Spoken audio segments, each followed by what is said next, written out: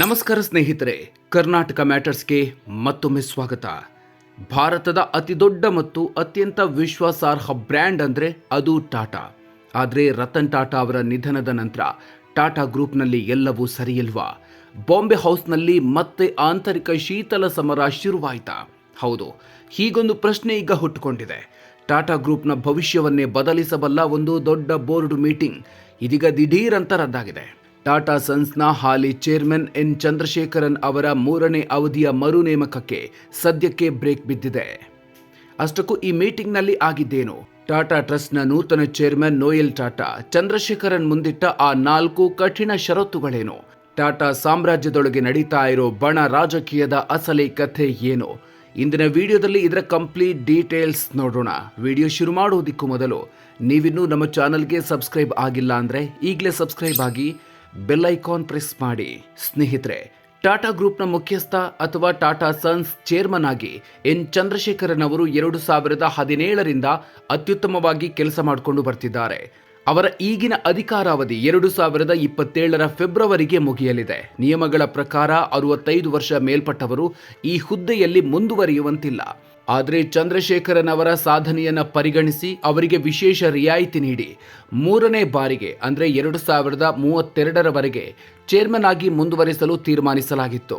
ಆದರೆ ಮೀಟಿಂಗ್ನಲ್ಲಿ Tata trust chairman Noel Tata ಅವರು ಎತ್ತಿದ ಕೆಲವು ಪ್ರಶ್ನೆಗಳಿಂದಾಗಿ ಚಂದ್ರಶೇಖರನ್ ಅವರ ಮರು ನೇಮಕದ ಪ್ರಕ್ರಿಯೆಯನ್ನೇ ದಿಢೀರಾಗಿ ಮುಂದೂಡಲಾಗಿದೆ. ನೋಯೆಲ್ ಟಾಟಾ ಮುಂದಿಟ್ಟ ಆ 4 ಕಠಿಣ ಷರತ್ತುಗಳೇನು?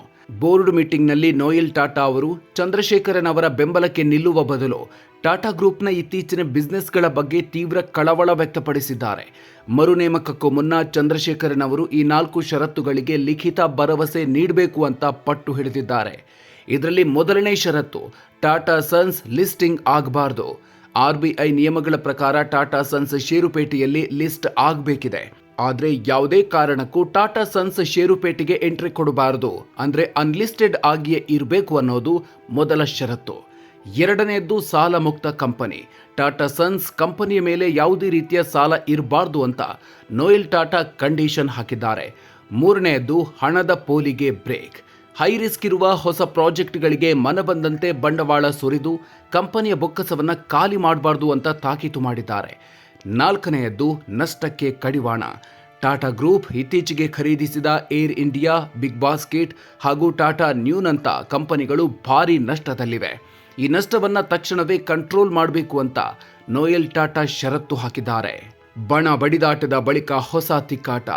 ಸ್ನೇಹಿತರೆ, ಟಾಟಾ ಅಂದರೆ ಒಗ್ಗಟ್ಟು ಅನ್ನೋ ಮಾತಿದೆ. ಆದರೆ ಈಗ ಟಾಟಾ ಟ್ರಸ್ಟ್ ಒಳಗೆ ಬಣಗಳು ಸೃಷ್ಟಿಯಾಗಿವೆ. ಇತ್ತೀಚೆಗಷ್ಟೇ ಟಾಟಾ ಟ್ರಸ್ಟ್ನಲ್ಲಿ ವಿಜಯ್ ಸಿಂಗ್ ಅವರ ಮರು ನೇಮಕ ಸಂಬಂಧ ದೊಡ್ಡ ಹೈಡ್ರಾಮವೇ ಸೃಷ್ಟಿಯಾಗಿತ್ತು. ಈ ಮೂಲಕ ಟಾಟಾ ಇತಿಹಾಸದಲ್ಲೇ ಹಿಂದೆಂದೂ ನಡೆಯದ ಬೆಳವಣಿಗೆ ನಡೆದಿತ್ತು. ಇಲ್ಲಿ ಇನ್ನೊಂದು ಇಂಟ್ರೆಸ್ಟಿಂಗ್ ವಿಚಾರ ಇದೆ. ಟಾಟಾ ಸನ್ಸ್ನಲ್ಲಿ 18.4% ಅತಿದೊಡ್ಡ ಪಾಲು ಹೊಂದಿರುವ ಶಾಪುರ್ಜಿ ಪಲ್ಲೊಂಜಿ ಗ್ರೂಪ್ ಟಾಟಾ ಸನ್ಸ್ ಷೇರುಪೇಟೆಯಲ್ಲಿ ಲಿಸ್ಟ್ ಆಗಬೇಕು ಅಂತ ಕಾಯ್ತಿದೆ.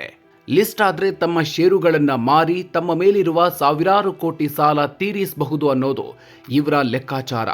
ಆದರೆ ನೋಯೆಲ್ ಟಾಟಾ ಇದಕ್ಕೆ ಕಟ್ಟುನಿಟ್ಟಾಗಿ ವಿರೋಧ ವ್ಯಕ್ತಪಡಿಸಿದ್ದಾರೆ. ವಿಶೇಷ ಅಂದರೆ ನೋಯೆಲ್ ಟಾಟಾ ಅವರ ಪತ್ನಿ ಬೇರೆ ಯಾರೂ ಅಲ್ಲ, 2016ರಲ್ಲಿ ಟಾಟಾ ಸನ್ಸ್ನಿಂದ ಹೊರಹಾಕಲ್ಪಟ್ಟ ಇದೇ ಶಾಪುರ್ಜಿ ಕುಟುಂಬಕ್ಕೆ ಸೇರಿದ ಸೈರಸ್ ಮಿಸ್ತ್ರಿ ಅವರ ಸ್ವಂತ ತಂಗಿ. ನಟರಾಜನ್ ಚಂದ್ರಶೇಖರನ್ ಅವರ ಮುಂದಿನ ನಡೆ ಏನು? ಬೋರ್ಡ್ ಮೀಟಿಂಗ್ನಲ್ಲಿ ಅನಿತಾ ಜಾರ್ಜ್ ಸೇರಿದಂತೆ ಹಲವು ಸದಸ್ಯರು ಚಂದ್ರಶೇಖರನ್ ಬೆಂಬಲಕ್ಕೆ ನಿಂತರು. ಹೊಸ ಬಿಸ್ನೆಸ್ಗಳಲ್ಲಿ ಆರಂಭದಲ್ಲಿ ನಷ್ಟ ಸಹಜ. ನಟರಾಜನ್ ಚಂದ್ರಶೇಖರನ್ ಅವರನ್ನೇ ಚೇರ್ಮನ್ ಆಗಿ ಮುಂದುವರಿಸೋಣ ಅಂತ ವೋಟಿಂಗ್ಗೆ ಮುಂದಾದರು.